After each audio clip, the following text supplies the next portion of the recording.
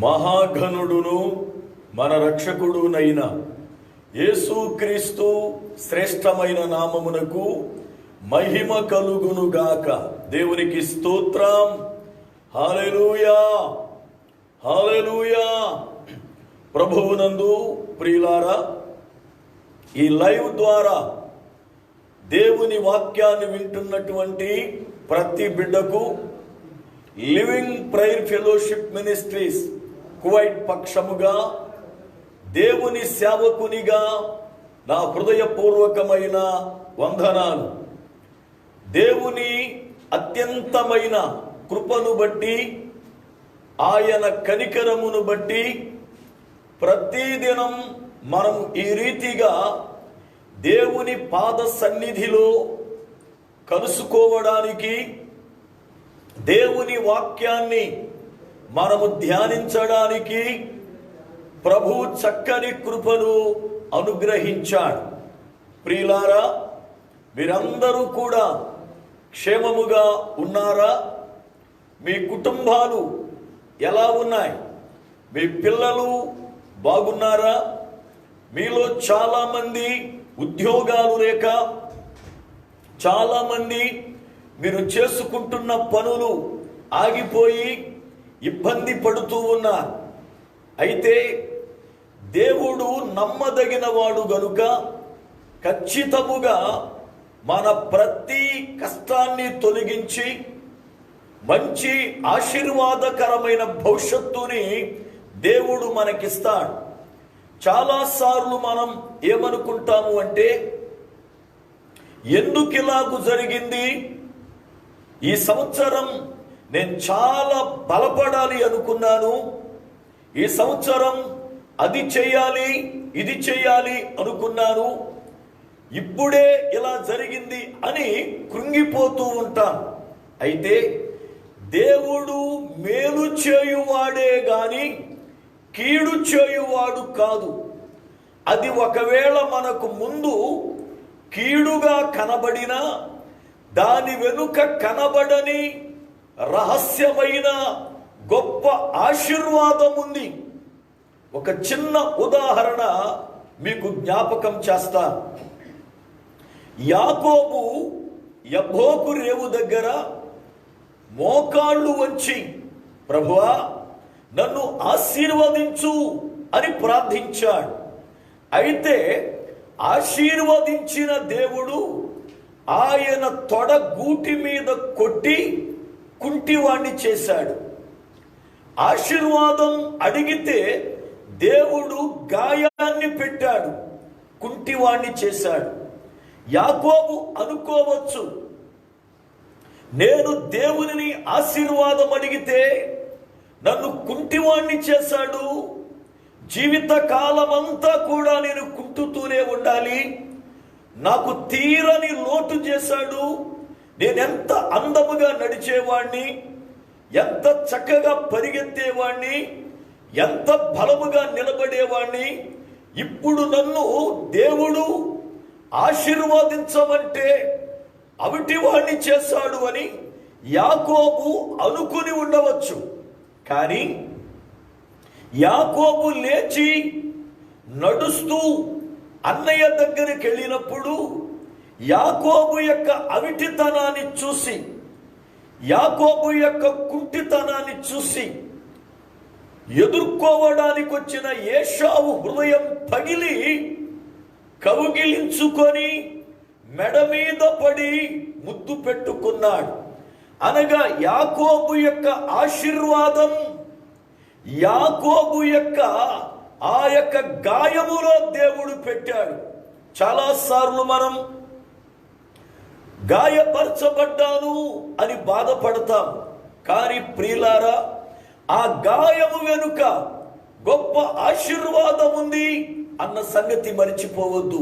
కనుక మీ కుటుంబాలలో ఉన్న కష్టాలను బట్టి, శ్రమలను బట్టి, ఇబ్బందులను బట్టి కృంగిపోవద్దు. దేవా, నా జీవితములో ఏది నీవు చేసినా అది నా మేలు కొరకే, కనుక నీ చిత్తాన్ని నా జీవితములో సంపూర్ణముగా నెరవేర్చుమని శిరస్సు వంచి ఆయనకు మనము కృతజ్ఞతాస్తుతులు చెల్లించాలి. దేవునికి స్తోత్రం, హల్లెలూయా. ప్రతిదినం చక్కగా వాక్యం వింటూ మీరు బలపడుతూ ఉన్నారు. అయితే వాక్యమునకు వెళ్లే ముందు 2 ప్రకటనలు చేస్తున్నాను. జాగ్రత్తగా సహవాసం బిడ్డలు, కువైట్లో ఉన్న సహవాసం బిడ్డలు, మరియు ఉదయకాలము వేళ వాట్సాప్ ద్వారా ఏ దేశాలలో ఉండి వాక్యం వింటున్నా కూడా వారికి ఈ 2 మనవులు. ఇప్పటి వరకు ప్రతిదినం వాట్సాప్ ద్వారా ఉదయకాలం వేళ వాక్యాన్ని అందిస్తున్నా. అయితే వచ్చే శుక్రవారము నుండి వాట్సాప్ ద్వారా వాక్యం అందించడం ఆపివేస్తూ ఉన్నా.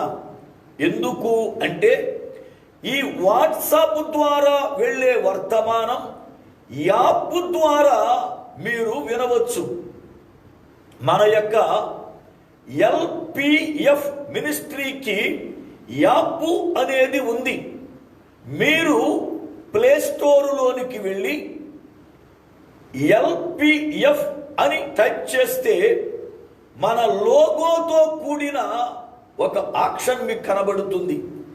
దానిని మీరు డౌన్లోడ్ చేసుకొని దానిని వాట్సాప్ వలె ఓకే చేసుకుంటే ఇక నుండి ప్రతి ఉదయకాలపు వర్తమానం మీరు ఆ యొక్క యాప్లోనే వినవచ్చు. అలాగునే ఇప్పుడు ఫేస్బుక్ ద్వారా వెళుతున్న ఈ లైవ్, యూట్యూబ్లో ఉంటున్నటువంటి ఈ వర్తమానాలు యాప్లో కూడా మీకు దొరుకుతాయి. అందుకనే 3 రోజులు ముందుగానే దీనిని ప్రకటిస్తున్నాను. ప్రతి బిడ్డ ఎల్పిఎఫ్ లివింగ్ ప్రేయర్ ఫెలోషిప్ అనబడుతున్న యాప్ని ప్లే స్టోర్ నుండి డౌన్లోడ్ చేసుకోనండి. ఆ డౌన్లోడ్ చేసుకుని దాన్ని ఓకే చేసుకుంటే దాని ద్వారా ఇక నుండి ఉదయకాలపు వర్తమానాలు మీకు అందుతాయి. ఒకవేళ మీ ఫోన్లో అవకాశం లేదు, ఒకవేళ అది నాకు కుదరదు అంటే ఇక అది మరి మీ ఇష్టం. వాక్యం కావాలి, వినాలి అనుకుంటే తప్పనిసరిగా యాప్ని ఉపయోగించండి. వాట్సాప్ని నిలిపివేస్తూ ఉన్నాను. అలాగనే శుక్రవారములు ఆరాధనలు ప్రారంభించడానికి సిద్ధపడుతూ ఉన్నాను. ఇప్పటి వరకు మన ఆరాధన ఉదయం 10 గంటల నుండి 1 గంట వరకు, 1:30 వరకు జరిగేది. అయితే ఇప్పుడు రాత్రి 7 గంటల నుండి తెల్లారి 5 గంటల వరకు కర్ఫ్యూ ఉంది కనుక ఉదయం 9:30కే శుక్రవారం ఉదయం 9:30 నుండి ఆరాధన 11:30, 12 గంటల వరకు జరుగుతుంది. రెండవ ఆరాధన 12:30 నుండి 3 గంటల వరకు జరుగుతుంది. మూడవ ఆరాధన 3:30 నుండి 6 గంటల వరకు జరుగుతుంది. కనుక మన మందిరములో ఆరాధన జరిగే సమయాలు, మొదటి ఆరాధన మన ఆరాధన ఉదయం 9:30 నుండి 12 గంటల లోపు, 12:30 నుండి దైవజనులు యోహాను గారి యొక్క ఆరాధన 3 గంటల వరకు, 3:30 నుండి 6 గంటల వరకు శ్రీలంక బిడ్డలు ఆరాధన చేసుకుంటారు. కనుక సహవాసం బిడ్డలు గమనించాలి ఆరాధన సమయం. అలాగే మందిరములోనికి వచ్చే ప్రతి బిడ్డ తప్పనిసరిగా మాస్కు, గ్లౌజులు మీరు ఇంటి యొద్దనే సిద్ధపరుచుకుని రావాలి. వచ్చిన తరువాత మందిరములోనికి మీరు రాకముందే బయట గుమ్మము దగ్గరే మీకు స్క్రీన్ టెస్ట్ చేసి టెంపరేచర్ చూసి ఆ టెంపరేచర్ను బట్టి మిమ్మును లోపలికి పంపించడం జరుగుతుంది. ఒకవేళ టెంపరేచర్ గాని ఎక్కువ ఉంటే మీరు మందిరములోనికి వెళ్ళే అవకాశం ఉండదు. కనుక ప్రతి బిడ్డ కూడా ఈ విషయాన్ని గమనించాలని మనవి చేస్తూ ఉన్నా. ఒకటి, యాప్ని డౌన్లోడ్ చేసుకోనండి ఇప్పుడే, LPF అది ఓకే చేసుకోనండి. రేపటి నుంచే మీకు పులారా వాట్సాప్ మెసేజ్ దానిలో వస్తుంది. ఇక శుక్రవారం కంప్లీట్గా వాట్సాప్ బ్రేక్ చేసి దానికే వర్తమానం ఇస్తాం. కానీ విషయాలు గమనించాలని దైవజనునిగా నా మనవి. దేవునికి స్తోత్రం, హల్లెలూయా. బైబిల్ కాలేజీ క్లాసులు కూడా చాలా మంది బిడ్డలు జూమ్ యాప్ ద్వారా నడిపించండి అని రిక్వెస్ట్ చేస్తున్నారు. కానీ జూమ్ యాప్ ద్వారా నడిపించడానికి కొంతమంది బిడ్డలకు అవకాశాలు ఉంటాయి, కొంతమంది బిడ్డలకు అవకాశాలు ఉండవు. అందుకనే ఈ యొక్క కర్ఫ్యూ ఎత్తివేసిన తరువాత ఇక్కడ కానీ లేక ఖత్తర్ దేశంలో కానీ కాలేజీలు మరలా తిరిగి పునరుద్ధరించబడతాయని దైవజనునిగా మనవి చేస్తున్నా. దేవునికి స్తోత్రం, హల్లెలూయా. ఈ రాత్రి కాల వేళ వాక్యాన్ని ధ్యానించడానికి సిద్ధపడదాం. ప్రియులారా, చెప్పిన ప్రకటనలు జాగ్రత్తగా విన్నారు కదా, గమనించండి. ఇక వాక్య గ్రంథములోనికి వెళదాం. బైబిలును సిద్ధపరచుకున్నారా? నోట్సు పెన్ను దగ్గర పెట్టుకున్నారా? ఇక అటు ఇటు తిరగవద్దు, చక్కగా ఒక చోట కూర్చోనండి. మీ మనస్సు వాక్యం మీద ఉంచాలని ప్రభువు పేరట మనవి చేస్తున్నా. దేవుని వాక్యం వినేటప్పుడు దేవుని సన్నిధి నాతో ఉంది అని, దేవుడు నాతో మాట్లాడుతున్నాడని జాగ్రత్తగా మనము వాక్యం వినాలి. చాలా మంది నన్ను అడుగుతున్న ప్రశ్న, బ్రదరు, చాలా మంది దైవజనులు మా ముందు జనము కనపడకపోతే, మా ముందు తక్కువ మంది ఉంటే మేము మాట్లాడలేం, మాకు వాక్యం చెప్పడం రాదు అంటారు కదా. మరి ఆరాధన లేకోకుండా మీరు ఒక్కరే నిలబడి గంట సమయం మంచిళ్ళు కూడా తాగకుండా వాక్యాన్ని వేల మంది ప్రజలు మీ ముందు ఉన్నట్లుగా వాక్యాన్ని బోధిస్తున్నారు. మీరు వాక్యాన్ని బోధిస్తూ ఉంటే అచ్చం మీ ముందు కూర్చుని వాక్యం విన్నట్లుగానే మందిరములోనే ఉన్నట్లుగా అనిపిస్తుంది. ఏమిటి అని అడిగారు. నేను వారికి నవ్వుతూ ఒక సమాధానం చెప్పాను. ఏమిటి అంటే, నా ముందు ప్రజలు లేరు అని మీరు అనుకుంటున్నారు, కానీ నేను నా ఆత్మలో వేల మంది ప్రజలు వాక్యం వినడం చూస్తూ ఉన్నా. దేవునికి స్తోత్రం. నన్ను వాడుకుంటున్న దేవుడు అనేక వేల మంది వాక్యం వింటున్నట్లుగా ఆయన చూస్తూ నాకు చూపిస్తూ ఉన్నాడు. అందుకనే వేల మంది ప్రజలు ఎదురుగా కూర్చున్నప్పుడు ఏ రీతిగా ఒక దైవజనుడు ఆత్మ పూర్ణుడై వాక్యాన్ని బోధిస్తాడో ఆ రీతిగానే ప్రజలు ఏమి ఇప్పుడు కనబడకపోయినా వారు వాక్యం వింటున్నారని ఆత్మదేవుడు బోధిస్తున్నాడు గనుక వాడబడుతున్నారు అని చెప్పాను. మీకు ఒక సంగతి చెబుతాను. ఒక పర్యాయం ఒక దైవజనుణ్ణి ప్రభువారు ఒక గ్రామము వెళ్ళి నువ్వు సువార్త ప్రకటించు అన్నాడు. ఆ దైవజనుడు ఆ గ్రామానికి వెళ్ళాడు.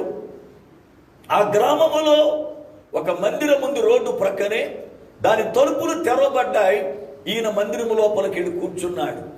ఎవరూ లేరు, ప్రజలు ఎవరు రావటం లేదు మందిరానికి. అయితే ప్రభు అన్నాడు, నీవు వాక్యాన్ని ప్రకటించు అన్నాడు. ఈ సేవకుడు కంగారు పడ్డాడు. ప్రభువా, వాక్యాన్ని ప్రకటించమంటున్నావు, ఏరీ జనం, కనీసం ఇద్దరు కూడా లేరే, చాలా మంది దైవజనులను నేను ఎరుగుదును. కొంచెం మంది ఉంటే వాళ్ళ వాతావరణం మారిపోద్ది ప్రసంగం.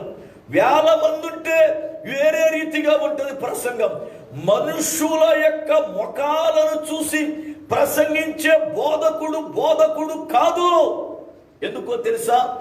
దేవుడు ఒక్క పాపి కొరకైనా ఆయన మాట్లాడే దేవుడు. మనుషులు 100 మంది ఉన్నారని ఒక రకమైన ప్రసంగం, 10 మందే ఉన్నారని ఇంకొక రకమైన ప్రసంగం చేయువాడు కాడు దేవుడు. మనుషుల స్వభావం ఏమిటి అనంటే, ఎక్కువ మంది ఉంటే ఏదో గొప్పగా చెప్పేశామన్న ఫీలింగు, తక్కువ మంది ఉంటే నేను గొప్ప సేవకుణ్ణి కదా, వీరికే ఏం బోధించాలి అన్నటువంటి తత్వం. ప్రియులారా, దేవుని సేవకుడు ఒక్కరికైనా వేల మందికైనా ఒకే రీతిగా వాడబడాలి. ఎందుకు అంటే దేవుడు వాడుకుంటే అలా వాడబడతాం, లేక మన సొంతముగా అయితే మానవత్వాన్ని బట్టి వాడబడతాం. ఈ దైవజనుణ్ణి నీ వాక్యాన్ని బోధించు అంటే, అయ్యా ఎవరూ లేరండి మందిరములో, ఎవరికి బోధించును అంటే ప్రభు అన్నాడు, ఆ బెంచీలు ఆ కుర్చీలు ఉన్నాయి కదయ్యా, వాటికి చెప్పు వాక్యాన్ని అన్నాడు. ఏంటి ప్రభా, బెంచీలకి కుర్చీలకి వాక్యం చెప్పనా? చెప్పు అన్నాడు. ఏం చెప్పనయ్యా? నువ్వు నిలబడు, నేను మాట్లాడుకుంటాను అన్నాడు. సేవకుడు ప్రార్థన పూర్వక నిలబడ్డాడు. దేవుని ఆత్మ సేవకునిలో నుండి మాట్లాడడం ప్రారంభించింది. ఏముంది తెలుసా? ఓ బల్లలారా, ఓ కుర్చీలారా, మీరెంత ధన్యులు. ఎందుకంటే మీ వలె అడవిలో పుట్టిన చెట్లు ఎన్నో అగ్నికి ఆహుతైపోయాయి, ఎన్నో ఇదిగో కుటుంబాలలో వంటలకు కానిపోయాయి, ఎన్నో కొంతమంది గృహాలలో ఉపకరణాలుగా మారిపోయాయి, ఎన్నో నిర్జీవమైపోయాయి. కానీ మీరు మాత్రం అడవిలో మొలిచి నరకబడి చెక్కబడి పనిముట్టుగా చేయబడి దేవుని మందిరములోకి తేబడి దేవుని మందిరములో ఒక ఉపకరణము వలె, దేవుని మందిరములో ఒక పాత్ర వలె వాడబడుతున్న మీ జీవితాలు ఎంత ధన్యం అని వాక్యాన్ని బోధించడం ప్రారంభించాడు. ప్రియులారా, వాక్యము 1 గంట సమయం ఆయన బోధించిన తరువాత ప్రార్థన చేస్తున్నాను అని ప్రార్థన చేస్తుంటే ఒక వ్యక్తి పరిగెత్తుకుంటూ వచ్చి దైవజనుడు పాదాల మీద పడి గావురుమని ఏడుస్తూ ప్రారంభించాడు. ఈ దైవజనుడికి అర్థం కాల, ఈ వ్యక్తి ఎవరు, ఇప్పటి వరకు ఎక్కడున్నాడు, ఎందుకు ఏడుస్తున్నాడు అర్థం కాల. ఆ వ్యక్తిని సమాయించి లేపి, ఏం బాబు ఏం జరిగింది ఏమిటంటే ఆ వ్యక్తి చెప్పాడు, అయ్యా నేనొక భయంకరమైన దొంగనండి.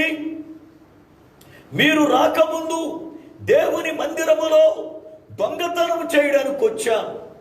మీరు వస్తుంటే అలికిడి విని ఎవరో వస్తున్నారు అని చెప్పి ఆ బల్లల చాటున పండుకున్నా.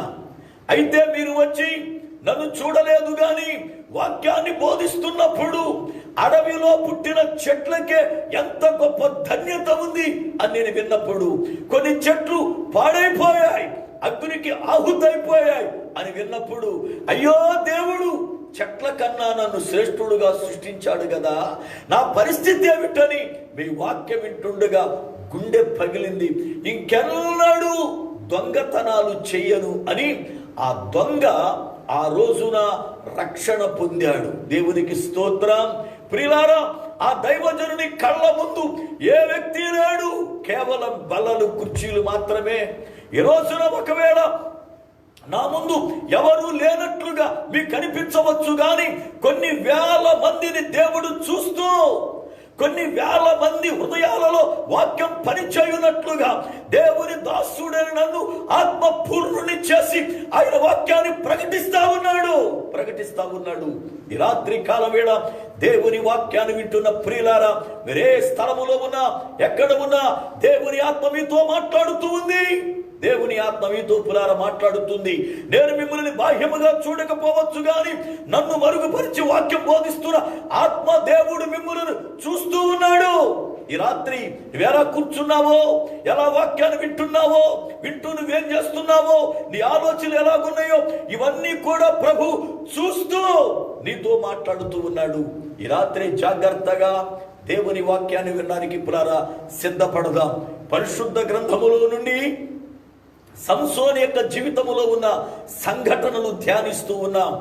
మనము రాత్రి వేళ సంసోను ఎనహక్కోరే అనబడుతున్న స్థలములో నుండి గాజా పట్టణములోనికి వచ్చాడు.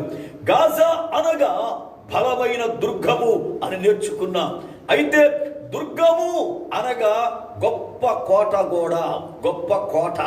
ఆ కోటలోనికి వెళ్ళిన వాడు సురక్షితముగా ఉంటాడు. దేవునిలోనికి వెళ్ళిన వాడు దేవుని చేత భద్రపరచబడి సురక్షితముగా ఉంటాడు. బైబిల్ గ్రంథములో ఉన్న దుర్గాలను గూర్చి కొన్ని దుర్గాలు ఈ రాత్రి మీ జ్ఞాపకం చేస్తాను. రాత్రి వేళ 2 దుర్గాలను గూర్చి వాక్యములో మనం విన్నాం. ఒకటి బలమైన దుర్గం యెహోవా నామం, రెండవది మహాదుర్గం నలిగిన వారికి, ఆపత్కాలములలో ఉన్న వారికి ఆయన మహాదుర్గం అని నేర్చుకున్నాం. ఈ రాత్రి పిల్లారా మరికొన్ని దుర్గాలను గురించి పరిశుద్ధాత్మ దేవుడు మనకి బోధించునుగాక. ఆమేన్. వాక్యాన్ని చదువుకుని ప్రార్థన చేసుకుందాం. న్యాయాధిపతుల గ్రంథము 16వ అధ్యాయము 1వ వచనాన్ని చదువుతున్నాను. న్యాయాధిపతుల గ్రంథము 16వ అధ్యాయము 1వ వచనం. తరువాత సంసోను గాజాకు వెళ్ళి వేశ్యనొకతిని చూచి ఆమె యొద్ద చేరెను.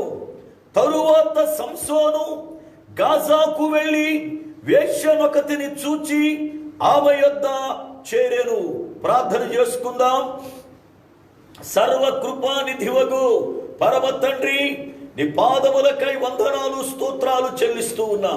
మీ అత్యంతమైన కృపను బట్టి ఈ రాత్రి కాల వేళ మీ లేఖనములలో నుండి నిదాసునిగా నన్ను మరుగుపరిచి వింటున్న ప్రతి బిడ్డతో మీరు మాట్లాడుచూ ఉన్నందుకై స్తోత్రాలు చెల్లిస్తున్నాను. ప్రభువా, ఈ వాక్యం నాయన అనేక మందిలో ఫలించున్నట్లుగా మీరు కార్యము చేయమని యేసు నామమున ప్రార్థిస్తున్నారు పరమ తండ్రి. ఆమేన్. ప్రియులారా, వాక్యము వింటున్న మీ అందరికీ నా హృదయపూర్వకమైన వందన.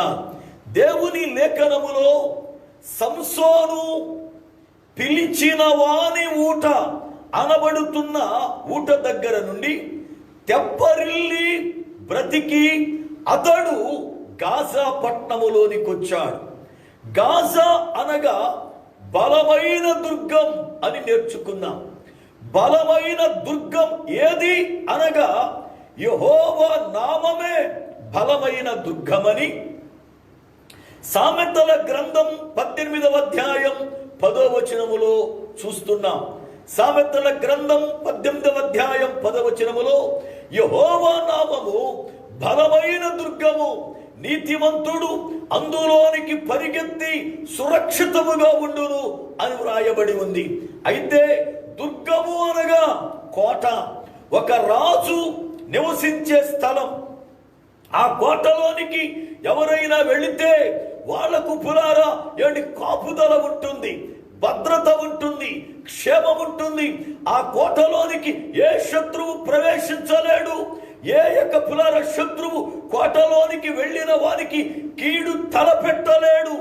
అలాగునే యేసు ప్రభు వారిని రక్షకునిగా అంగీకరించినటువంటి ప్రతి బిడ్డ, యేసు ప్రభు వారిని రక్షకునిగా అంగీకరించిన ప్రతి బిడ్డను పరిశుద్ధాత్మ దేవుడు దుర్గము అనబడుతున్న యేసు ప్రభు వారిలో భద్రపరుస్తూ ఉన్నాడు. దుర్గము అనబడుతున్న యేసు ప్రభు వారిలోనికి ప్రవేశింప చేసి ఆ వ్యక్తిని కాస్తూ ఉన్నాడు. చూడండి, మనం ఎక్కడ భద్రపరచబడ్డామో యూదా పత్రిక 1వ వచనాన్ని చదువుతున్నాను. యూదా పత్రిక 1వ వచనం. యేసుక్రీస్తు దాసుడును యాకోబు సహోదరుడునైన యూదా తండ్రి అయిన దేవుని యందు ప్రేమింపబడి యేసుక్రీస్తునందు భద్రము చేయబడి పిలువబడిన వారికి శుభమని చెప్పి వ్రాయునది. ప్రియులారా, ఇక్కడ వ్రాయబడినటువంటి మాటలు మీరు జాగ్రత్తగా గమనించాలి. దేవుని యొక్క వాక్యం మాట్లాడుతూ ఉంది, యేసుక్రీస్తునందు భద్రము చేయబడి అనగా రక్షింపబడిన మనం ఎక్కడ భద్రపరచబడ్డాం? రక్షించబడిన మనలను పరిశుద్ధాత్మ దేవుడు ఎక్కడ దాచాడు అంటే యేసునందు అనగా యేసే మనకు దుర్గము, ఆయన మన దాగుచోటు. కీర్తనకారుడు చక్కనటువంటి మాటను చెప్పాడు. చూడండి, వాక్య గ్రంథములో నుండి కీర్తనల గ్రంథం 32వ కీర్తన 7వ చరణం. కీర్తన 32:7. నా దాగుచోటు నీవే, శ్రమలో నుండి నీవు నన్ను రక్షించదవు. నా దాగుచోటు అనగా నేను దాగుకునే చోటు ఏదైనా ఉంది అంటే అది నీవే. నన్ను రక్షించేటువంటి దేవుడవు, నన్ను కాపాడే దేవుడవు. నాకు నీవు దుర్గము లాంటి వాడవు, నాకు నీవు దుర్గము లాంటి వాడవు.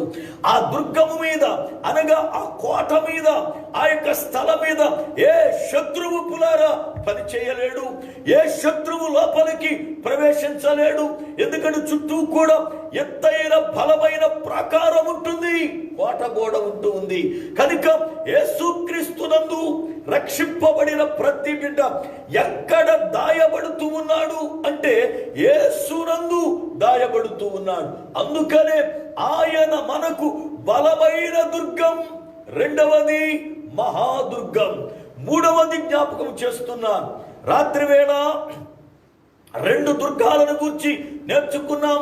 ఒకటి బలమైన దుర్గం, రెండవది కీర్తన 9:9 ప్రకారం, కీర్తన 9:9 ప్రకారం మహాదుర్గము అని నేర్చుకున్నాం. మూడవది ఈ రోజున జ్ఞాపకం చేస్తున్నాను, రక్షణాశ్రయ దుర్గం. యేసు ప్రభువారు తనను విశ్వసించిన వారికి ఎలాంటి వాడు అంటే రక్షణాశ్రయ దుర్గం. చూడండి వాక్యాన్ని.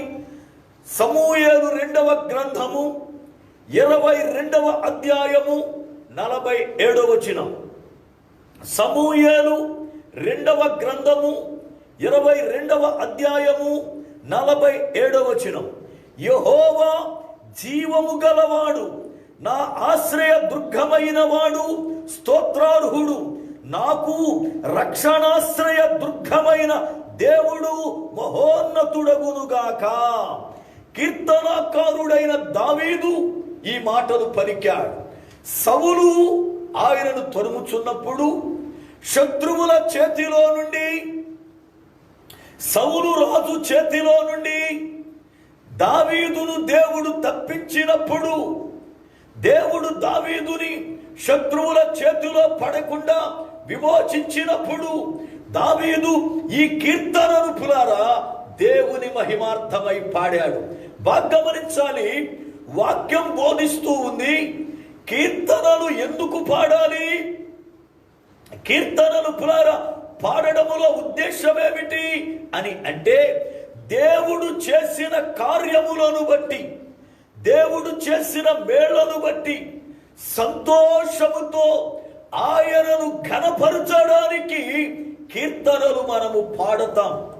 మొట్టమొదటిగా ఇశ్రాయేలీయులు ఐగుప్తు దేశములో నుండి బయటకు వచ్చిన తరువాత వారు ఎర్ర సముద్రము దాటగానే ఆ ఎర్ర సముద్రపు గట్టు మీద మొట్టమొదటి కీర్తన పాడారు.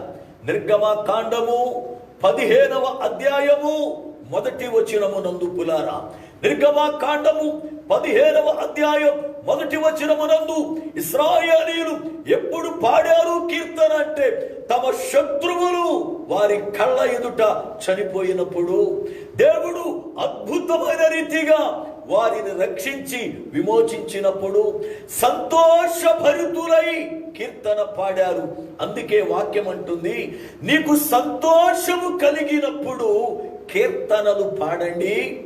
మీకు ఒకవేళ శ్రమ కలిగినప్పుడు, దుఃఖము కలిగినప్పుడు మీరు ప్రార్థనలు చేయండి అని లేఖనం బోధించింది. మనకు సంతోషము కలిగినప్పుడు, దేవుడు మన జీవితంలో అనుకోని కార్యాలు చేసినప్పుడు, అద్భుతాలు చేసినప్పుడు మనము దేవునిని స్తుతించడానికి, దేవునిని ఘనపరచడానికి, దేవునిని మహిమపరచడానికి కీర్తనలు పాడాలి. దేవునికి స్తోత్రం. దావీదు భక్తుడు తన యొక్క శత్రువుల చేతిలో నుండి విడిపించబడినప్పుడు, సౌలు చేతిలో నుండి విడిపించబడినప్పుడు ఈ కీర్తన పాడాడు. చూడండి, సమూయేలు 2వ గ్రంథము 22వ అధ్యాయము 1వ వచనం. సమూయేలు 2వ గ్రంథము 22వ అధ్యాయము 1వ వచనం. యెహోవా తన్ను సౌలు చేతిలో నుండి తన శత్రువులందరి చేతిలో నుండి తప్పించిన దినమున దావీదు ఈ గీత వాక్యములను చెప్పి యెహోవాను స్తోత్రించెను. ప్రియులారా, శత్రువుల చేతిలో నుండి దేవుడు తప్పించినప్పుడు ఆయన దేవుని గణపరచడానికి ఈ యొక్క కీర్తన పాడాడు. అయితే నేడు కీర్తనలు ఎందుకు పాడుతున్నారో సేవకులు కూడా తెలియటలా. ఈ మధ్యన నేను ఆ యొక్క యూట్యూబ్లో చూశాను, ఒక ముగ్గురు దైవజనులు పాట పాడుతున్నారు. వాళ్ళు కింద రాశారు ఏమనంటే, దైవజనులు ముగ్గురు కలిసి కరోనాను గూర్చి అద్భుతమైన పాట పాడారు అని. కరోనా ఏమైనా దేవుడా కరోనాను గూర్చి పాడడానికి? సేవకులకు బుద్ధి లేదు, సరే ఆ ఎడ్డింగ్ ఎట్నోడికైనా ఉండాలిగా బుద్ధి. అంటే పబ్లిసిటీ చేసుకోవడానికి ఏం చేస్తున్నామో తెలియట్లా. ఇవాళ మనం పాడవలసింది కరోనాను గూర్చి కాదు ప్రియులారా, మనం పాడవలసింది దేవాది దేవుడైన ఆ కరుణామయుణ్ణి గూర్చి, దేవాది దేవుడైన ఆ యొక్క యేసు ప్రభువాన్ని గూర్చి, ఆయన గూర్చి పాడడం మానేశారు. ఇప్పుడు ఏ చిన్న సందర్భం దొరికితే ఈ మధ్యన రచయితలు ఎక్కువైపోయారు, గాయకులు ఎక్కువైపోయారు. అందుకనే దేని ఆ వాతావరణాన్ని బట్టి దాని మీద పాటలు రాస్తున్నారు. ప్రియులారా, పాట దేవునికి మహిమార్థముగా ఉండాలి. ఆ పాట ద్వారా దేవుని యొక్క చిత్తం ప్రజలకు తెలపబడాలి. అంతేగాని కరోనా మీద పాటలు రాయడము, కాటికి వెళ్ళిపోయినోడి మీద పాటలు రాయడము, పులారా ఏవేవో పనులు చేసేవాడి మీద పాటలు రాయడం కాదు. నిజము, చాలా బాధపడ్డాను ఆ సంగతి చూసినప్పుడు. దైవజనులు కరోనా మీద అద్భుతమైన పాట పాడారట. ఏం పాడతారు అద్భుతమైన పాట? ఏమండి, కరోనా ఏమైనా మన చుట్టమా? కరోనా ఏమైనా పులారా ఏమండి మనం కోరుకుంటూ వచ్చిందా? దాని గురించి ఏం పొగుడుతావు, ఏం పాట పాడుతావు, ఏం దాని మీద పులారా దుఃఖాన్ని వెళ్ళబుచ్చుతావు? దేవుని యొక్క లేఖనాలు ఎరగకుండా ఎంతో మంది ఈ రోజున ఇలాంటి పిచ్చి పిచ్చి పనులను చేస్తున్నారు. జాగ్రత్త సుమా, నీవు పాడే పాట దేవునికి మహిమ కలగాలి. నువ్వు పాడే పాట ద్వారా దేవుడు గణపరచబడాలి. అది మానేస్తున్నాం ఇవాళ. దావీదు భక్తుడు ఎప్పుడయ్యా కీర్తన పాడాడు అనంటే శత్రువుల చేతిలో నుండి విడిపించబడినప్పుడు. ఇశ్రాయేలీయులు మొట్టమొదటి కీర్తన ఎప్పుడు పాడారయ్యా అంటే ఎర్ర సముద్రమును వారు దాటినప్పుడు, శత్రువులిక లేరు, ఐగుప్తీయులు చనిపోయారు అన్న గొప్ప జయాన్ని వారు చూసినప్పుడు. ఈ రోజున పులారా ఆలోచించండి, దావీదు భక్తుడు పాడుతూ అంటాడు, ఆయన రక్షణాశ్రయ దుర్గము. దేవుడు ఎవరు నాకు అంటే ఆయన నన్ను రక్షించి నాకు ఆశ్రయాన్ని ఇచ్చే రక్షణా దుర్గము. ఆయన రక్షణా దుర్గము. నిజమే, తనను నమ్మిన బిడ్డలను, తనను పులారా ఎవడి రక్షకునిగా చేర్చుకున్న బిడ్డలకు ఆపద వచ్చినప్పుడు, కీడు వచ్చినప్పుడు, శ్రమ వచ్చినప్పుడు, మరణం వస్తున్నప్పుడు ఆయన వారిని రక్షించి వారికి ఆశ్రయాన్ని కల్పించే మహాదుర్గము యేసు ప్రభువారు. ఎలా రక్షిస్తాడో మీకు ఒక సంఘటన చెబుతా. ఒక గ్రామములో ఒక యవనస్తుడు ఉన్నాడు. తండ్రి చనిపోయాడు, తల్లి విధవరా. అయితే వారు బాగా బీదవారే, కానీ చాలా కష్టపడి ఆ తల్లి బిడ్డను చదివించింది. ఆ కుర్రవాడు 10th క్లాసు చదివే వరకు ఊర్లోనే స్కూలు, చాలా భక్తి కలిగిన వాడిగా ఉండేవాడు. అయితే ఊర్లో ఉన్నప్పుడు వాళ్ళ తల్లితో పాటు ఆ కుర్రవాడు కూడా మందిరానికి వెళ్ళేవాడు, సండే స్కూల్కి వెళ్ళేవాడు. ఈ సండే స్కూల్లో చక్కగా కంఠత వాక్యాలు నేర్పేవారు అక్కడ ఉన్నటువంటి వారు. ప్రియులారా, ఈ కంఠత వాక్యాలు నేర్చుకున్న కుర్రోడు భక్తిలో చాలా బాగా చక్కగా ఎదిగేవాడు. అయితే ఆ కుర్రవాడు పిల్లారా నేర్చుకున్న వాక్యాలలో యెహోవా నా కాపరి, నాకు లేమి కలుగదు అన్న మాట బాగా హృదయంలో దాచుకున్నాడు. యెహోవా నా కాపరి అన్న మాటను ఆ వ్యక్తి పులారా దాచుకున్నాడు. సండే స్కూల్లో ఎదిగాడు, 10th క్లాస్ చక్కగా చదువుకున్నాడు, 10th పాస్ అయ్యి ఇంటర్కు పులారా పట్టణానికి వచ్చాడు. పట్టణానికి వచ్చిన తరువాత క్రొత్త స్నేహాలు, హాస్టల్లో ఉండడం, ఇక చివరికి మందిరానికి దూరమయ్యాడు, భక్తికి దూరమయ్యాడు, లోకస్తుల్లాగా బ్రతుకుతూ ఉన్నాడు. అయితే బాగా చదువుకున్న ఆ వ్యక్తికి వాడను నడిపే కెప్టెన్గా ఉద్యోగం వచ్చింది. ఆ వ్యక్తి వాడ నడిపే కెప్టెన్గా పులారా సెలెక్ట్ అయ్యాడు, ఉద్యోగం వచ్చింది. ఇతడు వాడ మీద 3 నెలలు ప్రయాణము చేసి వెళ్ళి తిరిగి వస్తే మళ్ళా ఆ వ్యక్తికి నెల 15 రోజులు సెలవిస్తూ ఉండేవారు. మొట్టమొదటిగా డ్యూటీకి వెళ్ళాడు. డ్యూటీ చేసి వచ్చిన తరువాత తనతో ఉన్న స్నేహితులందరూ కూడా, రే నీకు ఉద్యోగం వచ్చింది, నువ్వు డ్యూటీకి వెళ్ళిపోయావు, మాకు పార్టీ ఇవ్వలేదు కనుక ఇప్పుడు తప్పనిసరిగా నువ్వు తిరిగి వచ్చావు కనుక మాకు పార్టీ ఇవ్వమని పట్టుబట్టారు. సరేరా, నేను మీకు పార్టీ ఇస్తానులే, అయితే ఇక్కడ ఇవ్వను, నేను ఏ వాడలో పనిచేస్తున్నానో ఆ వాడలో ఇస్తా, ఇదిగోది రేవులో ఉంది, రండి, నేను నా యొక్క పర్మిషన్ మీద మిమ్మల్ని తీసుకెళ్తా. మీరు కూడా ఎప్పుడు వాడను చూడలేదు కదా, వాడలోకి వెళ్ళలేదు కదా, కనుక రండి వెళదామంటే 10 మంది యవనస్తులు చాలా సంతోషభరితులుగా కావలసినటువంటివి సిద్ధపరుచుకున్నారు. పులారా స్థలానికి వెళ్ళారు.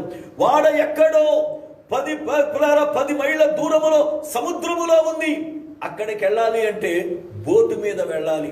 వాడ దరికి రాలేదు కనుక ఇక్కడి నుండి బోటు మీద వెళ్ళి ఆ వాడలో చేరదామన్నారు. సరే అని చెప్పి పులారా వాళ్ళు అలాగే బోటు మీద వెళ్ళారు, వాడలోకి వెళ్ళారు. వాడలోకి వెళ్ళిన తరువాత ఇతడు కెప్టెన్ గనుక, వాడ నడిపేవాడు గనుక, ఇక్కడ కాదు ప్రక్కనే ఒక దివి ఉంది, ఆ దివి దగ్గరికి ఇదిగో వాడను తీసుకుని వెళతా. వాడ ప్రయాణం కూడా మీరు చూసినట్టు ఉంటారు కదా. మనం అక్కడికి వెళ్ళిన తర్వాత వాడను నిలిపి ఇదిగో మనం అక్కడి నుంచి సముద్రములో దుమికి దివికి వెళ్ళి దివిలో చక్కగా ఎంజాయ్ చేద్దాం, సాయంకాలం వరకు ఇష్టానుసారముగా బ్రతుకుదామని పులారా అనుకున్నారు. దానికి కావలసినటువంటి సిద్ధపాటంతా వాడు చేసుకున్నారు. వాడని పులార తీసుకొని కెప్టెన్ పులారా ఆ దివి ప్రాంతానికి వెళ్ళాడు. అయితే ఆ యొక్క వాడ ఒడ్డుకు వెళ్ళదు గనుక అది 2-3 మైళ్ళ దూరములోనే ఆగిపోయింది. అక్కడ నుండి వాళ్ళు పులార దూకి ఈదుకుంటూ అవుతాక దివికి వెళ్ళాలి, ఆ గట్టుకు వెళ్ళాలి అని ఆలోచన చేశారు. అయితే ఆ యొక్క వాడ ఆపిన స్థలము మొసళ్ళు తిరిగే స్థలము. వాడ ఆపిన స్థలము మొసళ్ళు తిరిగే స్థలం. అది వారికి తెలియదు. అయితే పులారా ఈ యవనస్తుడు, కెప్టెన్ అనబడుతున్న యవనస్తుడు అందరికన్నా ముందుగా గబగబా డ్రెస్ చేంజ్ చేసుకున్నాడు. పులారా వాటర్ ప్రూఫ్కు సంబంధించిన డ్రెస్ వేసుకున్నాడు. ఆ గట్టుకు తీసుకెళ్లాలనుకున్న మెటీరియల్ తీసుకున్నాడు. అందరికన్నా ముందుగా ఆ వ్యక్తి నీళ్లలో ఊరికాడు పులారా. ఇక మిగిలిన వాడు కూడా డ్రెస్ చేంజ్ చేసుకుని ఇక ఉరుకుదామని చెప్పి పులారా వాడు సిద్ధపడుతుండగా ఈ వ్యక్తి ఉరికి అలా పైకి లేచాడో లేదు, వెనుకాలే ఒక మొసలి రెడీగా ఉంది ఇతని దగ్గర పులారా. ఎప్పుడైతే ఆ మొసలి పైకి లేచి తల పైకి పెట్టి చూస్తుందో వాడ పైనున్న మిగిలిన యవనస్తులు చూశారు. అయ్యో ఇది మొసలి తిరిగే స్థలం అనుకుంటా, వీడికి తెలియదు, అందుకే వీడు ఇక్కడ ఉరికేశాడు, వీడు వెనక ముసలుందని వాళ్ళు పైనుండి కేకేస్తున్నారు. ఒరేయ్ నీ వెనక ముసలుందిరా, నీ వెనక ముసలుందంటే ఆ యొక్క వాడ ఇంచుమించుగా తాడి చెట్టుకు పైగా ఉంటుంది కనుక వాళ్ళ కేకలు వినబట్టలేదు కుర్రవాడికి. వాళ్ళు పులారా అర్థం చేసుకుంటాడని ఏవేవో వస్తువులు వాడి మీదకి విసురుతున్నారు కానీ వాడికి ఏం అర్థం కావట్లా. ఎందుకురా విసురుతున్నారు, రండి మీరు కూడా దూకండి అంటున్నాడు. వాడు కేకలేస్తున్నారు, నీ ఎనుక ముసలుంది, నీ ఎనుక ముసలుందని. ఈ వ్యక్తికి అర్థం కాల. కాసేపు పులారా వాడు వస్తువులు విసురుతున్నాడు. ఈ కుర్రవాడు ఈదుకుంటూ ఒడ్డుకి వెళ్ళడానికి పులారా వెళుతూ ఉన్నాడు. మొసలు వెనకాల వెళుతుంది నెమ్మదిగా.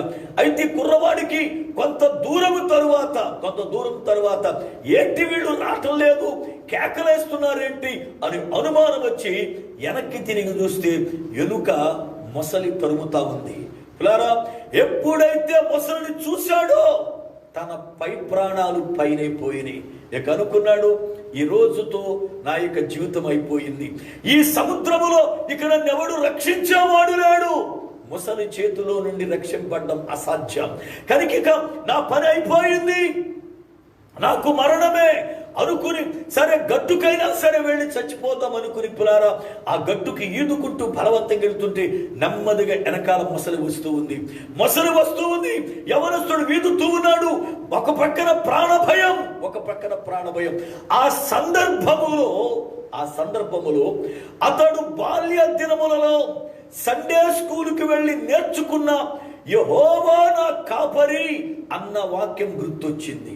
ప్రియులారా, ఎప్పుడైతే ఆ వాక్యం గుర్తొచ్చిందో అతని హృదయములో ప్రభువా యెహోవా నా కాపరి అని వాక్యం బోధించింది కదా, నిజముగా నీవు కాపరివై నన్ను రక్షిస్తే ఇంకెన్నడూ కూడా లోక సంబంధంగా బ్రతకనయ్యా, రక్షింపబడి నీకు సాక్షిగా బ్రతుకుతాను, నన్ను రక్షించు అని లోపల ప్రార్థన చేసుకుంటూ నువ్వు సమర్థుడైన దేవుడువు కదా, ఇశ్రాయేలు రక్షించావు కదా, దావీదును రక్షించావు కదా అని ప్రార్థన చేసుకుంటూ ఓ ప్రక్కన ఈదుతూ ఉన్నాడు, ఓ ప్రక్కన ప్రార్థన చేసుకుంటా ఉన్నాడు. అయితే పులారా దరికి వస్తూ ఉండగా అతడు పులారా ఇక పర్వాలేదు, గట్టుకొచ్చేస్తున్నాను, గట్టుకెక్కేస్తే మొసళ్ళని ఏం చేయలేదు అనుకుంటూ పులారా ఆ వ్యక్తికి ప్రక్కన ప్రార్థన చేసుకుంటూ ఈదుతూ గట్టుకొస్తూ ఉండగా జరిగిన ఒక భయంకరమైన సంభవం ఏమిటో తెలుసా? గట్టు అతడు ఎక్కేటువంటి స్థలములో ఒక పొద ఉంది. ఆ పొద చాటున ఒక పెద్ద పులి దాగి చూస్తూ ఉంది. నీళ్ళల్లో నుండి ఈ వ్యక్తి ఈదుకుంటూ రావడం ఆ పెద్ద పులి చూస్తూ ఇతడు గట్టు మీదకి వస్తే ఇతడిని చంపుకు తినాలని అది పొద చాటున పులార పొంచి ఉంది. వెనుక మొసలి తరుముతూ ఉంది, ఎదర పులి ఉంది. ఈ కుర్రవాడు అనుకున్నాడు, ఇక ప్రభువు కూడా నన్ను రక్షించలేడు, నా ప్రాణం అయిపోయింది, గట్టుకెక్కినా చచ్చిపోతా, నీళ్ళల్లో ఉన్నా చచ్చిపోతా, అయితే ఆ చచ్చేది ఏదో గట్టు మీదే చద్దాం, అయితే ప్రభువు సమర్థుడు కదా, ఏ రీతిగానైనా కాపాడగలడు కదా అనుకుంటూ ప్రభువా నన్ను రక్షించు, నన్ను రక్షిస్తే నీ సేవ చేస్తాను అని పులారా అనుకుంటూ ప్రార్థన చేస్తూ అలా గట్టు మీదకి వెళ్ళాడు. గట్టు మీదకి వెళ్ళగానే అమాంతముగా పులి పులారా దూకబోతే ఎవరో ఒక వ్యక్తి ఈ వ్యక్తిని అలా పక్కకు నెట్టినట్లుగా చెయ్యపెట్టి నెట్టబడ్డాడు. నెట్టబడితే వెంటనే ఆ వ్యక్తుడు పక్కకెళ్ళగానే పులి పులార ఇతని మీదకి దూకే పులి వెళ్ళి అమాంతముగా మొసల మీద పడింది. ఇక మొసలి పులి కలిపి ఆ సముద్రపు ఒడ్డు భాగాన రక్తపు కల్లోలమయ్యేటట్లుగా ఆ నీరంతా కూడా ఆ రెండు భయంకరంగా దెబ్బలాడుకున్నాయి. గట్టు మీదకి లాక్కు రావాలని పులి, నీళ్ళలోనికి లాక్కుపోవాలని ముసలి, ఈ రెండు బలమైనవే దెబ్బలాడుకుంటుంటే ఆ సముద్రపు వార రక్త కల్లోలమైపోయింది. చివరికి నీటిలో మొసలికి బలం ఎక్కువ గనక పులిని పరలార నోటితో పట్టి సముద్రపు అడుగు భాగానికి తీసుకుని పోయింది. ఆ యవనస్తుడు దేవుడు నన్ను కాపాడకపోతే, ఆయన నాకు రక్షణాశ్రయము కాకపోతే నేను చనిపోయేవాడను అని చెప్పి మారు మనసు పొంది రక్షించబడి ప్రభువుకు సాక్షిగా సువార్తను ప్రకటించడం ప్రారంభించాడు. ప్రియులారా, కీర్తనాకారుడైన దావీదంటాడు, ఆయన ఎలాంటి వాడు అనంటే రక్షణాశ్రయము. ఆయనను చేరిన వారికి, ఆయనను శరణు కోరిన వారికి, ఆయనను విశ్వసించిన వారికి ఆయన ఎలాంటి వాడు అంటే రక్షణను ఇచ్చి ఆశ్రయాన్ని కల్పించే దేవుడు. పరిశుద్ధ గ్రంథములో ఒక మాటను జ్ఞాపకం చేస్తాను. యేసు ప్రభు వారు సువార్త ప్రకటిస్తున్న దినాలలో పరిసయ్యులు, శాస్త్రులు ఒక స్త్రీ వ్యభిచారము చేస్తూ ఉండగా పట్టుకొని ఆమెను రాళ్లతో తరుముకుంటూ వస్తూ ఉన్నారు.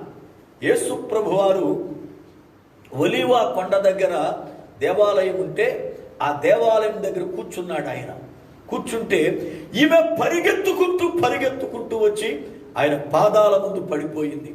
ఆమె ఎవరయ్యా అంటే యూదా సంబంధమైన స్త్రీ. ఎందుకంటే ఆమె ఒకవేళ అన్య స్త్రీ అయితే పరిసయ్యులకి శాస్త్రులకి సంబంధం లేదు. ఆమె యూదా జాతి స్త్రీ. అందుకనే పరిసయ్యులు శాస్త్రులు యూదులలోని తెగలవారు గనుక మన జాతి స్త్రీ ఇలా చేసింది, మన ఇశ్రాయేలీయుల స్త్రీ ఇలా చేయకూడదు, మోషే ధర్మశాస్త్ర ప్రకారం ఇదిగో తప్పు చేసిన వారిని రాళ్లతో కొట్టి చంపాలి గనుక రాళ్లతో కొట్టి చంపుదామని వారు ఆమెను తరుముతూ ఉన్నారు. ఇక్కడ గమనించవలసిన విషయం, ఆమె యూదా స్త్రీ. తరుముకొస్తున్న వారు ఎవరయ్యంటే పరిసయ్యులు శాస్త్రులు. వాక్యమును బట్టి పరిసయ్యుల పనేమిటి అని అంటే, దేవుని ఆలయములో వారు వాక్యాన్ని బోధించేవారు. ధర్మశాస్త్రోపదేశకులు అంటారు వాళ్ళని. శాస్త్రులు ఎవరు అనంటే వారికి సహకారులుగా ఉంటూ లేఖనాలను రాసేవారు శాస్త్రులు. లేఖనాలను రాసేవారు అనగా దేవుని పరిచారకులు వీళ్ళు, దేవుని సేవలో ఉన్నవారు వీళ్ళు. దేవుని సేవలో ఉండే వీళ్ళు, దేవుని వాక్యాన్ని బోధించవలసిన వీళ్ళు, దేవునితో నిత్యము సావాసం చేయవలసిన వీళ్ళు, దేవునితో సావాసం మాని ఎవరే తప్పు చేస్తున్నారు, ఎవరిని ఎక్కడ పట్టుకోవాలో, ఎవరు తప్పు చేస్తున్నారు, ఎవరి మీద రాళ్ళు వేయాలో అని చెప్పి ఎతుకుతూ ప్రారంభించారు. జాగ్రత్త గమనించాలి. నేడు చాలా మంది సేవకుల స్వభావం ఇలాగే ఉంది. ఆనాటి పరిసయ్యుల వలె, ఆనాటి శాస్త్రుల వలె వారు తెల్లారిస్తే ఎవరు తప్పులు చేస్తారా పట్టుకుందాం అన్నట్లుగా, ఎవరు తప్పులు చేస్తారా వాళ్ళ మీద రాళ్ళు విసురుదాం అన్నట్లుగా, ఎవరు తప్పు చేస్తారా వాళ్ళ మీదకి కొంత జనాన్ని పోగు చేసి తీసుకెళ్దాం అన్నట్లుగా నేటి దినములలో దైవజనులు కూడా తెల్లారి వేస్తే వాక్యాన్ని చదవడం మానేసి, వాక్యం సిద్ధపడడం మానేసి, ప్రభు పాదాల దగ్గర గడపడం మానేసి, సంఘాన్ని కూర్చున్న ఆలోచన మానేసి, దేవుని యొక్క సేవ విషయాన్ని పక్కన పెట్టి ఎవడే తప్పు చేస్తాడా, ఎవడు పులారా, ఎవడి మీద రాళ్ళేయాలా, ఎవరిని మనతో కలుపుకుని ముఠా తయారు చేయాలా అనే నేటి దినాల్లో అనేక మంది దైవజనులు తయారయ్యారు. మీరు చూడండి, ఎలాంటి బ్యాచ్ అంతా ఇప్పుడు ఎక్కడ కనపడతారంటే యూట్యూబ్ ఛానల్లో కనపడతారు. మనకి ఇలాంటి బ్యాచ్ అంతా ఫేస్బుక్లో కనపడతారు. ఎందుకయ్యా అంటే, ఒక దైవజనుడు ఏదో ఒక వాక్యాన్ని బోధిస్తే ఆ దైవజనుడు వాక్యాన్ని వీళ్ళు తప్పుబట్టి దానికి ప్రతిగా అది తప్పు అని వీడు దానికి కామెంట్ పెడతాడు. అంటే ఏమిటి, నువ్వు తెల్లారిస్తే నీ వాక్యాన్ని చదువుకోవడం అనేసి ఎవడు తప్పు దొరుకుతాడని ఎతుకుతున్నావంతే. ఇది నీ స్వభావమా? ప్రియులారా, దేవుని పిల్లలమైన మనం ఈ రోజును చూస్తుంటే చాలా దుఃఖపడతా ఉన్నాను. నేను చాలా సిగ్గుపడుతున్నాను ఈ మాటలు చెప్పడానికి. ఎందుకంటే చాలా మందికి ఇదే పని. వాడి మీద నింద వేయడం, వీడి మీద రాళ్ళేయడం, వాడిని పట్టుకోవడం, వీడిని పట్టుకోవడం. వాడు చేసి తప్పు అంటాడు, వీడు చేసి తప్పు అంటాడు. ఒకవేళ అతడు తప్పే చేశాడు అనుకుందాం, నువ్వు నిజమైన దైవజనుడు అయితే తన దగ్గరకు వెళ్ళు. బ్రదరు, మీరు ఇలా మాట్లాడారు, నేను విన్నాను, అది వాక్యానుసారం కాదు కదా, ఇది వాక్యం అని అతనికి చెప్పు, సరి చేసుకుంటాడు. అతనిని పబ్లిక్ చేసి అతని మీద నిందారోపణ చేసి నువ్వేదో గొప్పవాడమని నువ్వు ప్రయత్నం చేస్తే ఒక రోజున నిన్ను కూడా జనం అలాగే చూస్తారు. దానివల్ల ఏం ప్రయోజనం? ఒక దైవజనుడు నవ్వులు పాలైతే ఏమిటి నీకు ప్రయోజనం? ఆ దైవజనుడు బట్టి దేవుని నామం అవమానపరచబడుతుంది అన్న ఇంగిత జ్ఞానము లేదా? ఆ ఒక్క దైవజనుడు ఏదో పొరపాటు చేస్తే, ఆ దైవజనుడు పబ్లిసిటీ చేస్తే, ఆ దైవజనుడిని బట్టి సేవకులందరూ ఇంతే అన్నటువంటి నింద ఎంతో శ్రమ పడుతూ నీతివంతులుగా ఉండి సేవ చేస్తున్న సేవకులందరి మీద పట్టలేదా? ఇవాళ ఆలోచించండి. కొంతమంది సేవకుల తత్వం ఇదే, సేవకుల తత్వం ఇదే. ఆనాటి పరిసయ్యుల వలె ఎవరి మీద రాళ్ళేయాలి? పిల్లారా, ఎవరి మీద రాళ్ళేసి అంత నీతిమంతులమా మనము? బైబిల్ అంటుంది, నీ కంటిలో దూలాన్ని పెట్టుకుని ఎదటవాడి కంటిలో నలిసిందికయ్యా ఎతుకుతావు అని. ఎప్పుడైనా మనం బలహీనులం, మనం బలహీనం. అందుకే ప్రతిదినం వాక్యం చేత ప్రభు మనల్ని సరిచేస్తూ ఉన్నాడు, మనం దిద్దుతున్నాడు. విశ్వాసులు కూడా ఇదే తత్వం. ఈ విశ్వాసి ఏదో గొప్ప పరిశుద్ధత కలిగిన విశ్వాసిలాగా, నీతిమత్వం కలిగిన విశ్వాసిలాగా ఎంతసేపు ఎదుట వారి తప్పులు పట్టుకోవడానికే ప్రయత్నం చేస్తూ ఉంటారు, ఎదుట వారి మీద రాళ్లు విసరడానికి ప్రయత్నం చేస్తూ ఉంటారు, ఎదుట వారితో పురారం ఏదో ఒక జగడం పెట్టుకోవడానికి గ్రూపులు తయారు చేస్తారు. ఈ రోజున చూడండి, సంఘాలలో గ్రూపులు ఎక్కువైపోయాయి. ప్రియులారా, దేవుని సన్నిధిలో ఏకత్వం ఉండాలి కానీ గ్రూపులు ఉండకూడదు. చాలా మంది సేవకులు కూడా, ఈ సేవకుడికి ఒక 10 మంది గ్రూపు, ఆ సేవకుడికి ఒక 10 మంది గ్రూపు, ఈ సేవకుడికి ఒక 10 మంది గ్రూపు. వీళ్ళందరూ మళ్ళీ ఒకే సంఘమే. సేవకులు కొంతమందితో మాట్లాడతారు, సంఘములోనే కొంతమందితో మాట్లాడరు. మీరు చూడండి, కొంతమంది సేవకులు మీరు పరిశీలన చేయండి, సంఘములో ఉంటారు, ఆ సంఘములో 10 మందితో మాట్లాడతారు, వాళ్ళతోనే చర్చలు, మిగతా వాళ్ళతో మాట్లాడరు. విశ్వాసులను చూడండి, సంఘములోకి వస్తారు, పైకి మాత్రం నవ్వినట్లుగా ముఖమెట్టుకుంటారు, కానీ వాళ్ళతో మాట్లాడరు. వీళ్ళకి నచ్చిన వాళ్ళతోనే గ్రూపు. ప్రియులారా, జాగ్రత్త సుమ. ఎదుట వారిలో తప్పులు వెతికే కన్నా మనలో ఉన్న తప్పులను దేవుని వాక్యం ఎత్తి చూపుతుండగా సరిచేసుకోవడం అనేది ఆశీర్వాదకరం. దేవునికి స్తోత్రం, హల్లెలూయా. ఒక దైవజనుడిగా జ్ఞాపకం చేస్తూ ఉన్నా, పులారా, సేవలో ఎన్నో విషయాల్లో మనం బలహీనమైపోతూ ఉంటాం. నా మట్టుకు నేను చెబుతా, ఎన్నో విషయాల్లో తొట్టిల్లిపోతూ ఉన్నా. ఎందుకో తెలుసా? కొన్నిసార్లు నన్ను మీటింగ్ పిలిచినప్పుడు, మీకు ఒక సంగతి చెబుతా, నన్ను మీటింగ్ పిలిచినప్పుడు ఆ మీటింగ్కి వస్తానని మాటిచ్చాను నేనే. వాడు పాంప్లెట్లు వేసుకున్నారు, నాతో పాటు ఇంకొక సేవకుడిని వేశారు. అనుకోకుండా ఒక పాస్టర్ గారు నాకు మంచి స్నేహితుడు అయితే, అయ్యా ఇదిగో పలానా ఊర్లో సభలు ఉన్నాయి, అక్కడ ఎవరు సేవకులు లేరు, సభలు ఆగిపోయినట్టుకుని దయచేసి నా మాటను గౌరవించి రండి, వెళ్ళండి అక్కడికి అన్నారు. నాకన్నా పెద్దవారు ఆయన. మాటను తీసేయలేక సరే అని చెప్పి నా యొక్క సభలలో వేరే సేవకుడు ఉన్నాడు కదా, రెండో సేవకుడు ఉన్నాడు కదా, అక్కడ ఒక్క సేవకుడు కూడా లేడని చెప్పి అక్కడికి వెళ్ళాను నేను. వెళ్ళినప్పుడు నన్ను పిలిచి పాంప్లెట్ వేసుకున్న సేవకుడు, మీరు వస్తారు 2 రోజులు మాట్లాడతారని అనుకున్నాం, మీరు రాలేదు, మమ్మల్ని మోసం చేశారు అని పిల్లలు నా మీద నింద వేశాడు. అయితే నేను ఎందుకు వెళ్ళవలసి వచ్చిందో అది నాకు తెలుసు, ఆయనకి తెలవదు. ఇలాగున ఎన్నో విషయాల్లో నేను కూడా బలహీనుడినే. ఒక్కొక్కసారి మాట ఇచ్చి వెళ్ళలేని పరిస్థితులు, ఒక్కొక్కసారి పులారా వాళ్లను బాధ పెట్టిన పరిస్థితులు. అందుకే ఇప్పటికీ సరి చేసుకుంటూ ఉన్నాను. ఏ విషయంలో తొట్టిల్లిపోతున్నానో, ఏ విషయంలో బలహీనుడవుతున్నానో, ఎక్కడ ఒకవేళ ఇదిగో నా ఆలోచన చెదిరిపోతున్నాయో, ప్రతి దినము వాక్యము దగ్గర పులారా నన్ను నేను సరి చేసుకున్నా. నేను ప్రతి రాత్రి పండుకునే సమయానికి 12:30 దాటుతుంది, కానీ కరెక్టుగా రాత్రి 2:30-3 గంటలకి ప్రభు మహాకృప మెళుకువిస్తాడు. ప్రభు ఆ 3 లేక 2:30 మధ్యలో లేచి పులారా ప్రార్థించి అక్కడ నుండి వాక్యాన్ని ధ్యానించి ఉదయకాలపు ఆ యొక్క వాట్సాప్ వర్తమానాన్ని సిద్ధపరుస్తూ ఉంటా. ఇది నా యొక్క దినచర్య. ప్రతిదినం నన్ను సరి చేసుకుంటున్నాను. ఎందుకో తెలుసా? ఎదుట వారి మీద నిందలు మోపడం సులభం, కానీ మనం సరి చేసుకోవడం చాలా కష్టం. ఆ కష్టమైనటువంటి పరిచర్యలోనే దేవుని పిల్లలుగా మనం ఎదగాలి. దేవునికి స్తోత్రం, హల్లెలూయా. వీరు తరుముకుంటూ వచ్చి నిందమోపారు. అయితే ప్రభువారు అన్నాడు, మీలో ఎవడు పాపము లేనివాడు వాడు రాయి వేయండంటే ఎవడూ వేయలేదు, వెళ్ళిపోయాడు పులారా. అయితే ప్రభు ఆమెకెవరో తెలుసా? రక్షణాశ్రయం. ఎందుకో తెలుసా? ఆమెను మరణము నుండి ఆ క్షణమున ఆయన రక్షించాడు. ఆ యొక్క రాళ్ల దెబ్బల నుండి ఆమెను రక్షించాడు.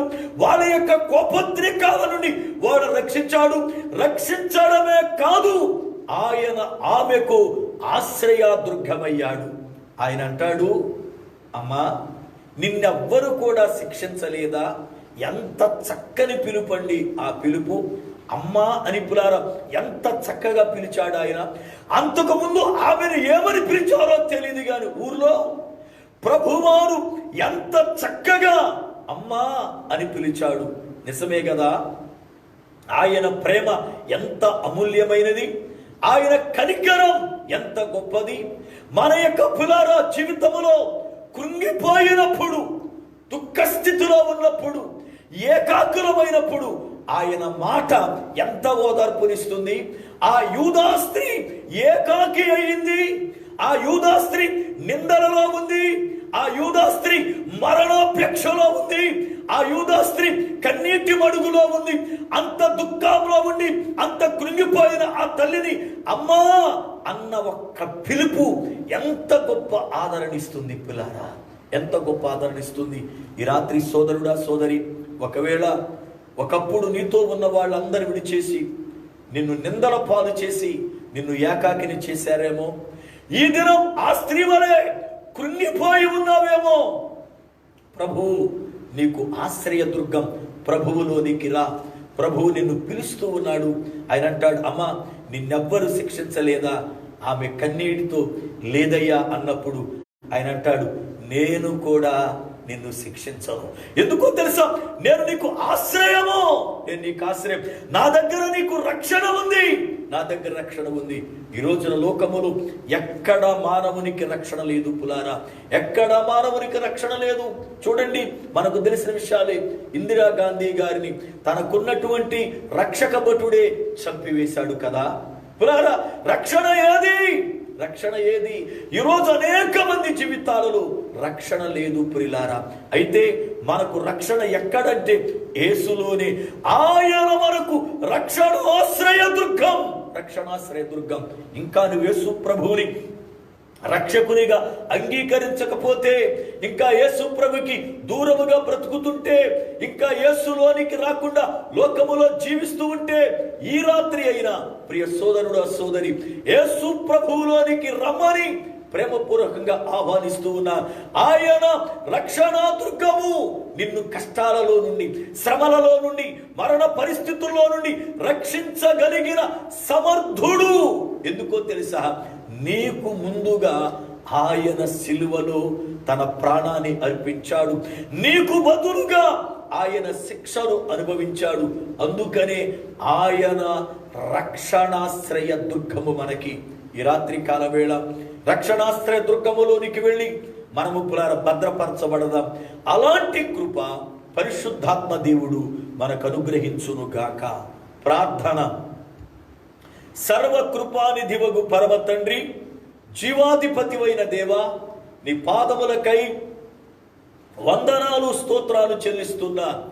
మీ అత్యంతమైన కృపను బట్టి ఈ రాత్రి కాలవేళ లేఖనముల ద్వారా నాతో మాతో మీరు మాట్లాడిన మీ శ్రేష్టమైన జీవము గల వాక్కుల కొరకై స్తుతులు చెల్లిస్తున్నాను. ప్రభువా, ఈ వాక్యం వింటున్న ప్రతి బిడ్డను మీరు నాయన బలపరచండి.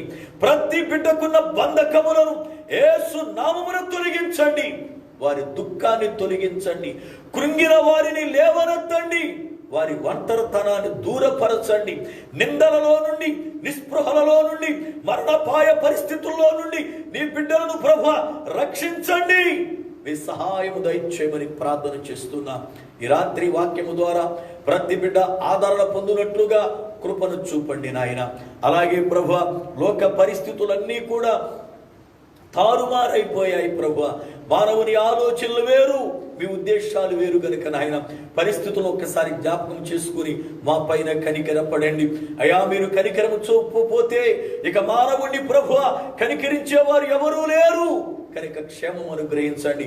ప్రతి కుటుంబములు నెమ్మదిని, శాంతిని, సమాధానమును అనుగ్రహించండి.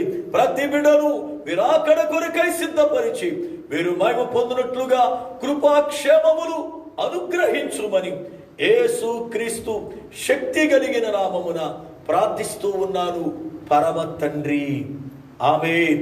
మన పరమ తండ్రి అయిన దేవుని ప్రేమ, ఆయన కుమారుడైన యేసు క్రీస్తు వారి కృప, పరిశుద్ధాత్మ దేవుని యొక్క అన్యోన్య సహవాసము, ఆయన సన్నిధి మనకును సకల పరిశుద్ధులకును సదాకాలము తోడయుండి నడిపించునుగాక.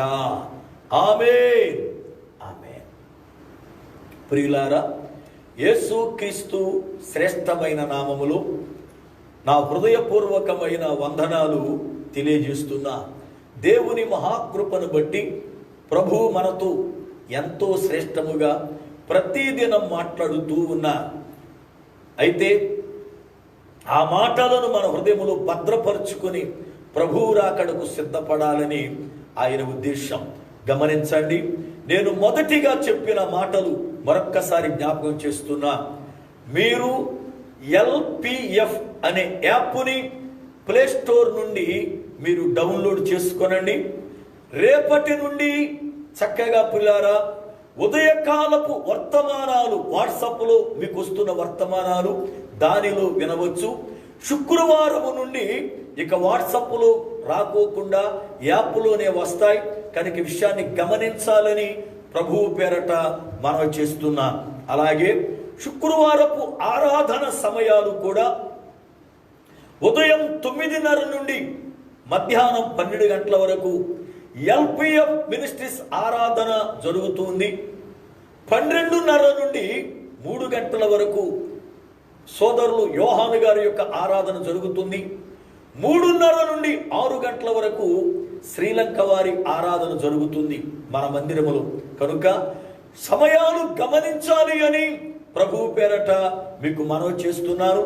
అయితే ఆరాధన వచ్చే శుక్రవారం ప్రారంభమవుతుందా లేక జూలై 1 శుక్రవారం ప్రారంభమవుతుందా అనేది గురువారం రాత్రి వర్తమానములు వెల్లడి చేస్తాను. మీరు ప్రార్థించాలని ప్రభువు పేరట నా యొక్క మనవి. అందరికీ వందనాలు.